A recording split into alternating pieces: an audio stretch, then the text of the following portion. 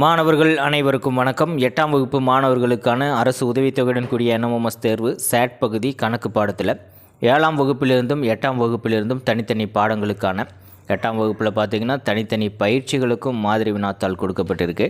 இந்த வீடியோவில் 8ஆம் வகுப்பு கணக்கு 3வது பாடம் இயற்கணிதம், அதில் பயிற்சி 3.2லிருந்து ஒரு 15 வினாக்கள் தயாரிக்கப்பட்டிருக்கு. இந்த 15 வினாக்களின் விடைகளை பற்றி இந்த வீடியோவில் பார்க்கலாம். Welcome to Mani math board. முதல் கணக்கு 12a⁻7 b⁻8 வகுத்தல் -6a⁻6 b⁻4. இரண்டு இயற்கணித கோவைகளை, இன்னும் சொன்னால் ஓருறுப்பு கோவைகளை நம்ம வகுக்கணும். இதில் 3 ஸ்டெப் இருக்குது. முதல்ல குறிகளை பார்க்கணும், அடுத்தது மாறிலியை பார்க்கணும், அடுத்தது மாறியை பார்க்கணும். இப்போ பாருங்கள், 12a⁻7 b⁻8 divided by -6a⁻6 b⁻4. இப்போ மேலே இருக்கிறது மிகை எண், கீழே இருக்கிறது குறை எண். ஒரு மிகை எண்ணை குறை எண்ணால் வகுக்கும்போது நமக்கு ஆன்சர் குறை எண்ணில் தான் கிடைக்கும். அடுத்தது மாறிலி, அதாவது நம்பர்ஸ் பார்க்கலாம். 12 6ஆல் வகுக்கும்போது நமக்கு 2 தான் கிடைக்கும். அடுத்து மாறிலிகளை வகுக்கும்போது 7ஆம் வகுப்பில் படித்த அந்த அடுக்குகளின் வகுத்தல் விதி கண்டிப்பாக நினைவில் இருக்கணும். a⁻m வகுத்தல் a⁻n ஈக்குவல் டு a⁻m-n. அடிமானங்கள் சமமாக இருந்தால் அடுக்குகளை நம்ம மைனஸ் பண்ணிக்கலாம். இப்போ பாருங்கள், a. இப்போ a⁻7 டிவைடட் பை a⁻6. அடிமானம் 2 சமமாக இருக்குது, அப்போ அடுக்குகளை மைனஸ் பண்ணிக்கலாம். 7ல் 6 போயிடுச்சுன்னா 1 தான். இப்போ a⁻1 அடுக்குகள் நம்ம 1 போட தேவையில்லை. இப்போ b⁻8 டிவைடட் பை b⁻4. இப்போ 8ல் 4 போயிடுச்சுன்னா 4. ஸோ b⁻4 இதுதான் ஆன்சர். எந்த ஆப்ஷனில் இருக்குன்னா சரியான விடை ஆப்ஷன் 4.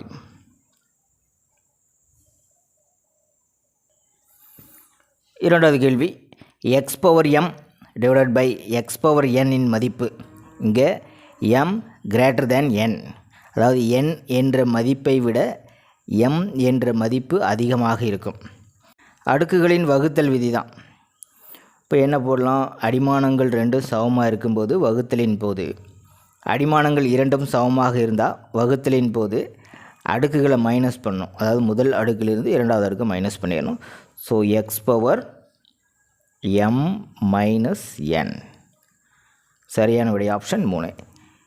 கேள்வி எண் 3, 3x whole square divided by 9x² y². இந்த ஹோல் ஸ்கொயர் அப்படிங்கும்போது ரொம்ப கவனிக்கணும். 3xy அப்படிங்கிற எல்லாத்துக்கும் சேர்த்து ஸ்கொயர்னு அர்த்தம். அதாவது 3 ஸ்கொயர் x² y² அப்படின்னு தான் அர்த்தம். நம்ம வேணால் விரிவாக எடுத்து எழுதிக்கலாம். 3 ஸ்கொயர் x² y².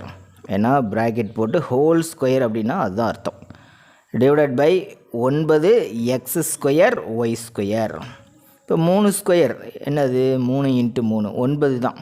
இப்போ 9x² y² divided by 9x² y². ஒரு எண்ணை மீண்டும் அதே எண்ணால் வகுக்கும்போது நமக்கு என்ன கிடைக்கும், ஆன்சர் 1 தான் கிடைக்கும். சரியான விடை ஆப்ஷன் 1. கேள்வி எண் 4, கூற்று A கூற்று B இரண்டு கூற்றுகள் சரியாக தவறா அப்படின்னு நம்ம செக் பண்ணணும். கூற்று A 6x² + 3x - 2 = 3 × 2x² + x - 2/3 அப்படின்னு ப்ராக்கெட் க்ளோஸ் பண்ணியிருக்காங்க. இந்த ப்ராக்கெட் குறிக்கு என்ன அர்த்தம்னா, அதுக்கு வெளியில் இருக்கிற 3 உள்ள இருக்கிற 3 உறுப்புகளையும் 3ஆல் பெருக்கிட்டு இருக்கு அப்படின்னு அர்த்தம். இப்போ முதல் கோவை பாருங்கள், சமக்குறிக்கு லெஃப்ட் ஹேண்ட் சைடில் 6x² + 3x - 2. சமக்குறிக்கு ரைட் ஹேண்ட் சைடில் பாருங்கள், 3 பொதுவாக வெளியே எடுத்துருக்காங்க. அப்படின்னா என்ன அர்த்தம், ஒவ்வொரு உறுப்பையும் 3ஆல் வகுக்கணும் அப்படின்னு அர்த்தம். இப்போ 6x² 3ஆல் வகுத்திங்கன்னா 2x², correct. 3x 3ஆல் வகுத்திங்கன்னா x மட்டும்தான், கரெக்டு. -2 3ஆல் வகுத்திங்கன்னா -2/3. இப்போ நம்ம 3 பொதுவாக எடுக்கும்போது இந்த கோவை தான் வரும். இப்போ முதல் கூற்று சரி. கூற்று B 2m minus 5 minus of 5 minus 2m equal to 2m minus 5 plus 2m minus 5. இது கரெக்டாக அப்படின்னு நம்ம செக் பண்ணணும். பாருங்கள், இந்த இடத்துல மைனஸ் அப்படின்னா மைனஸ் 1 இருக்கிறதாகவே அர்த்தம். ஸோ மைனஸ் 1ஆல் இந்த 2 உறுப்புகளையும் பெருக்கணும். இப்போ நமக்கு என்ன கிடைக்கும்? 2m மைனஸ் 5, அது அப்படியே இருக்கட்டும். இந்த மைனஸ் இந்த 2 உறுப்புகளாலையும் பெருக்கும்போது இப்போ என்ன ஆயிரும்? இங்கே ப்ளஸ் ஆகிடும். இங்கே ப்ளஸ் இன்ட்டு மைனஸ் மைனஸ் 5, இங்கே minus into minus plus 2m. பரிமாற்று பண்பு நிறைவு செய்யும். ஸோ அதனால் இது ரெண்டையும் இன்டர்சேஞ்ச் கூட பண்ணிக்கலாம். So 2m minus 5 plus 2m, இந்த 2m இங்கே வந்துடும், இந்த மைனஸ் 5 இங்கே போயிடும். இப்போ இப்படி கூட எழுதலாம். இப்போ ரெண்டுமே சமம் என்பது சரி. இப்போ சரியான விடை ஆப்ஷன் 1. கேள்வி எண் 5 பின்வரும் வகுத்தல் செயல்பாடுகளில் சரியானது எது? ஆப்ஷன் 1ல் பாருங்கள், x³ divided by x power 8 equal to x பவர் 5 அப்படின்னு சொல்லியிருக்காங்க. இதுக்கான சரியான விடை எப்படி இருக்கும்? x³ மைனஸ் 8 அப்படின்னு வரும். ஸோ x பவர் மைனஸ் 5 என்பது தான் சரியான விடை. இங்கே x பவர் 5ன்னு சொன்னதுனால இந்த ஃபஸ்ட் ஆப்ஷன் தப்பு. இரண்டாவது ஆப்ஷன் பாருங்கள், 10m power 4 divided by 10m power 4. ஒரு எண்ணை அதே எண்ணால் வகுக்கும்போது நமக்கு ஆன்சர் 1ன்னு தான் வந்திருக்கணும், 0ன்னு சொல்லியிருக்காங்க. ஸோ இரண்டாவது ஆப்ஷனும் தவறு. மூணாவது ஆப்ஷனில் பாருங்கள், a power m divided by a power n equal to a power n minus mன்னு சொல்லியிருக்காங்க. தவறு. மேலே இருக்கிற அடுக்கு மைனஸ் கீழே இருக்கிற அடுக்கு தான். அதாவது a பவர் m மைனஸ் என்னன்னு சொல்லியிருக்கணும். இவங்க n மைனஸ் mன்னு சொன்னதுனால மூணாவது ஆப்ஷனும் தவறு. நாலாவது ஆப்ஷனில் பாருங்கள், a power m divided by a power m. மேலே கீழேயும் ஒரே மாதிரி இருந்ததுன்னா நமக்கு ஆன்சர் 1 தான் வரும். ஸோ சரியானது அப்படின்னு பார்த்தா ஆப்ஷன் 4. கேள்வி எண் 6 10 மீ ஸ்கொயர் மைனஸ் 5 மீ ஐ 2 மீ மைனஸ் 1ஆல் வகுக்க கிடைப்பது. இந்த இடத்துல மீ அப்படிங்கும்போது மீட்டரா அப்படின்னு நீங்கள் கன்ஃபியூஸ் ஆகலாம். ஸோ மீ என்ற எழுத்துக்கு பதிலாக நம்ம எக்ஸ் அப்படின்னு எழுதிக்கிட்டோம்னா 10x² மைனஸ் 5xஐ எதால் வகுக்கலாம்? 2x மைனஸ் 1ஆல் வகுக்கலாம். மேலே இருக்கிற இந்த 2 உறுப்புகள்லையும் காமனாக எதை நம்ம வெளியே எடுக்க முடியும்னா 5x அப்படிங்கிறத வெளியே எடுக்க முடியும். இப்போ 2 உறுப்புகளையும் நம்ம 5xஆல் வகுக்கணும். இப்போ இங்கே 2xன்னு கிடைக்கும். இங்கே இருக்கிறதே 5x தான். 5xை நம்ம அப்படியே எடுத்துட்டோம்னா 1. So minus 1 divided by 2x minus 1. இந்த 2x மைனஸ் 1க்கும் இந்த 2x மைனஸ் 1க்கும் கேன்சல் பண்ணிட முடியும், ஏன்னா பெருக்கல் இருக்குது. ஸோ வகுத்தா ஒரு முறை அப்படின்னு அர்த்தம். ஸோ பேலன்ஸ் என்ன இருக்கும்? 5x மட்டும் இருக்கும். நம்ம மீ அப்படிங்கிறது எக்ஸ்ன்னு எடுத்துக்கிட்டோம், எக்ஸுக்கு பதிலாக மீன் போட்டுக்கலாம். So 5 me. சரியான விடை ஆப்ஷன் 3. கேள்வி எண் 7 9 மாம்பழங்களின் விலை ரூபாய் 5m² + 9 எனில் ஒரு மாம்பழத்தின் விலை என்ன? அப்படின்னு என்ன பண்ணணும்? இந்த விலையை 9ஆல் வகுக்கணும். அதாவது 5m² + 9ஐ நம்ம 9ஆல் வகுக்கணும். ஏன்னா 9 மாம்பழங்களின் விலை 5m² + 9னா ஒரு மாம்பழத்தின் விலை அப்படிங்கும்போது 9ஆல் தான் நம்ம வகுக்கணும். இதுக்கு என்ன அர்த்தம்னா பாருங்கள், 2 உறுப்புகள் இருக்குது மேலே இருக்கிற கோவையில். இப்போ காமனாக வெளியே எடுக்க முடியுதான்னு பார்க்கணும். காமனாக எதுவுமே வெளியே எடுக்க முடியாது. அப்படின்னா என்ன அர்த்தம்? முதல் உறுப்பையும் 9ஆல் வகுக்கணும், இரண்டாவது உறுப்பையும் 9ஆல் வகுக்கணும்னு அர்த்தம். So 5m² divided by 9 plus 9/9. இப்போ 9ஆல் வகுக்கும்போது 1 தான் கிடைக்கும். So 5m² divided by 9 plus 1. சரியான விடை ஆப்ஷன் 4. ரூபாயில் சொன்னதுனால முன்னாடி ரூபாய் சிம்பிள் போட்டுக்கலாம். கேள்வி எண் 8 ரூபாய் 5a² b²க்கு 4ab ஆண்டிற்கு 7b% வீதம் தனி வட்டி எவ்வளோன்னு கேட்குறாங்க. தனி வட்டிக்கான ஃபார்முலா I = PNR/100. ரூபாய்னு சொல்லிக்கனால இது நம்ம அசல்னு நம்ம எடுத்துக்கணும். ஸோ P = 5a² b² ஆண்டிற்கு. அப்போ இதுதான் காலம். So n equal to 4ab, இது வீதம்னு சொல்லியிருக்கோம், இதுதான் rate of interest. r equal to 7b%. இப்போ நம்ம இந்த ஃபார்முலாவில் சப்ஸ்டியூட் பண்ணலாம். எல்லாத்தையும் பெருக்கணும், டிவைடட் பை 100 வரும். p எவ்வளோ, 5a² b² into n 4ab into 7b divided by 100. முதல் நம்பர்ஸ் சுருக்க முடியுதான்னு பார்க்கலாம். எல்லாமே பெருக்கல்ல தான் இருக்குது. ஸோ 4ஆல் சுருக்கணும்னா 25, 5ஆல் 25 சுருக்கணும்னா 5 அப்படின்னு வரும். இது எல்லாமே பெருக்கல்ல இருக்குது. ஸோ ஏன்றதை எடுத்துக்கலாம். முதல்ல a², இங்கே ஒரு a, ஆக மொத்தம் a³ மேலே 7 இருக்குது. So 7a³. அடுத்து bன்ற மாதிரி நம்ம எடுத்துக்கிட்டோம்னா b², b இங்கே ஒரு b. இப்போ அடுக்கு எல்லாத்தையும் ஆட் பண்ணிக்கணும் இல்லையா. இப்போ b⁴ டிவைடட் பை 5 மட்டும்தான் இருக்குது. 7a³ b⁴ divided by 5. சரியான விடை ஆப்ஷன் 2. மொத்தமாக 5 போட்டாலும் இந்த நம்பருக்கு மட்டும் அடியில் 5 போட்டாலும் ரெண்டும் ஒன்று தான். சரிங்களா. ஸோ சரியான விடை ஆப்ஷன் 2. கேள்வி எண் 9. பின் வருவனவற்றுள் சரியான வகுத்தல் செயல்பாடு எது? 4 ஆப்ஷனில் 4 வகுத்தல் செயல்பாடுகள் இருக்குது. ஒவ்வொரு ஆப்ஷனும் செக் பண்ணி பார்த்துடலாம். ஃபஸ்ட் ஆப்ஷனில் என்ன இருக்குன்னா 5m² + 9 டிவைடட் பை 9 அப்படின்ட்டுருக்கு. நம்ம ஏற்கனவே இந்த மாதிரி ஒரு கணக்கு முன்னாடி பார்த்தோம். இதுக்கு என்ன அர்த்தம்னா 5m² / 9 + 9 / 9. பெருக்கல் இருந்தால் மட்டும்தான் அப்படியே சுருக்க முடியும். இங்கே கூட்டல் இருக்கிறதுனால தனித்தனி உறுப்புகளை 9ஆல் வகுக்கணும் அப்படின்னு தான் அர்த்தம். ஸோ இதை நம்ம வகுத்துட்டோம் அப்படின்னா 5m² டிவைடட் பை 9 ப்ளஸ் இது ஒரு முறை இருக்குன்னு அர்த்தம். ஸோ 1 அப்படின்னு வரும். இங்கே வந்து 5m² மட்டும்தான் கொடுத்துருக்காங்க. இப்போ முதல் ஆப்ஷன் தவறு. இரண்டாவது ஆப்ஷன் செஞ்சு பார்க்கலாம். 2x² + 8 divided by 4. இதுக்கும் அதே மாதிரி தான் ப்ளஸ் இருக்குது. அப்போ 2 கோவைகளையும் 4ஆல் வகுக்கணும் அப்படின்னு தான் அர்த்தம். 2x² / 4 + 8/4.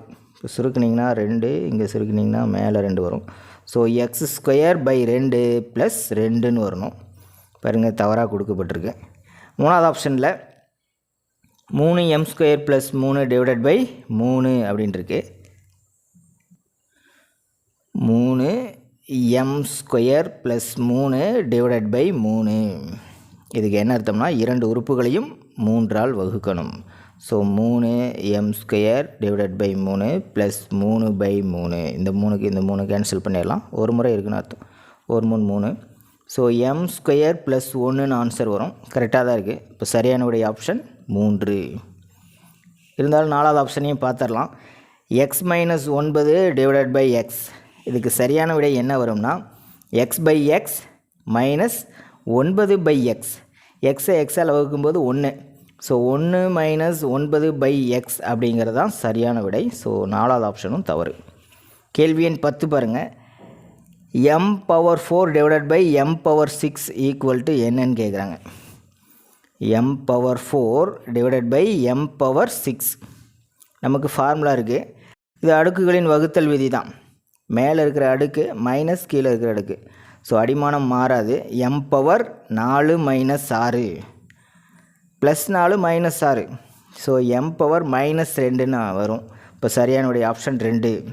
இப்போ m⁴ -2க்கு பதிலாக வேறு மாதிரி எப்படியெல்லாம் கொடுத்துருக்கலாம். நமக்கு அடுக்குகளின் விதி தெரியும்.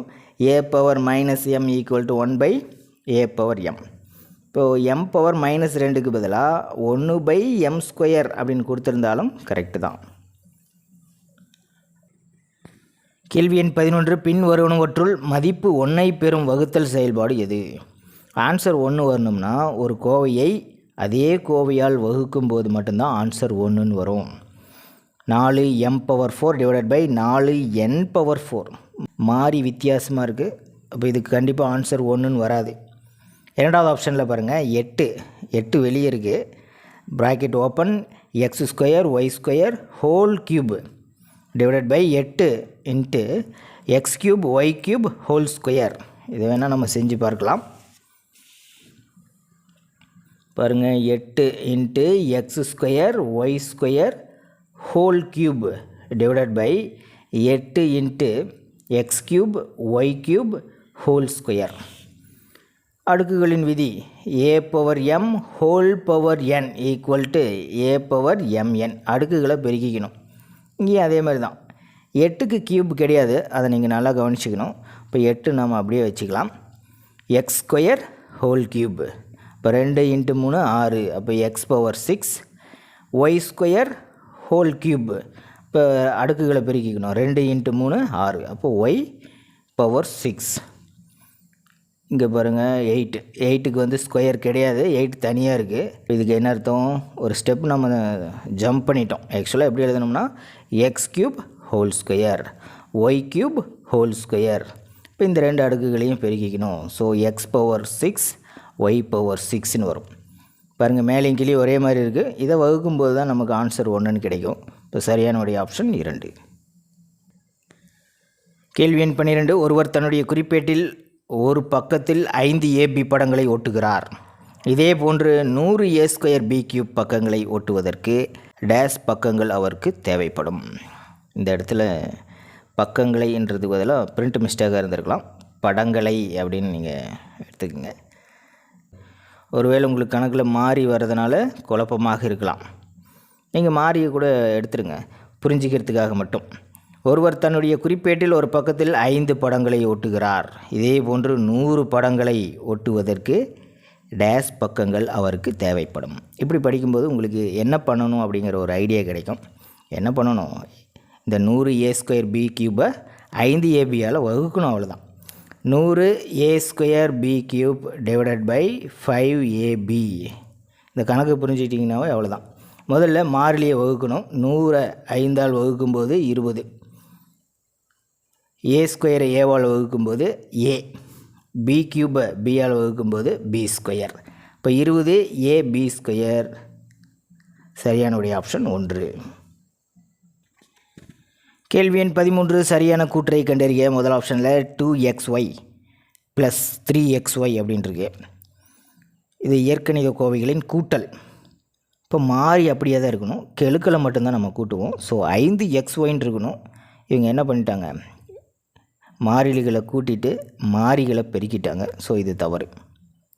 அடுத்து இங்கே பாருங்கள், எம் வெளியே இருக்குன்னா உள்ள இருக்கிற இந்த 2 உறுப்புகளையும் எம்மால் பெருக்கணும் அப்படின்னு அர்த்தம். அப்படி பெருக்கினா நமக்கு என்ன கிடைக்கும்? 2m ஸ்கொயர் மைனஸ் 3mன்னு கிடைக்கும். இந்த இடத்துல m மிஸ் ஆகிடுச்சு. ஸோ இந்த 2வது ஆப்ஷனும் தவறு.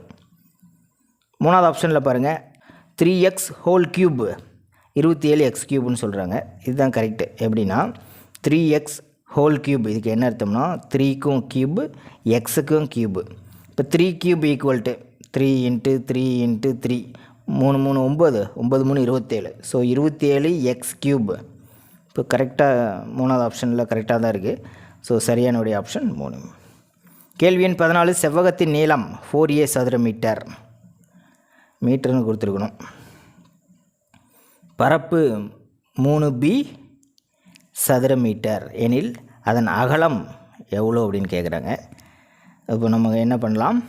செவ்வகத்தின் பரப்பளவுக்கான formula a equal to LB சதுர அலகுகள்.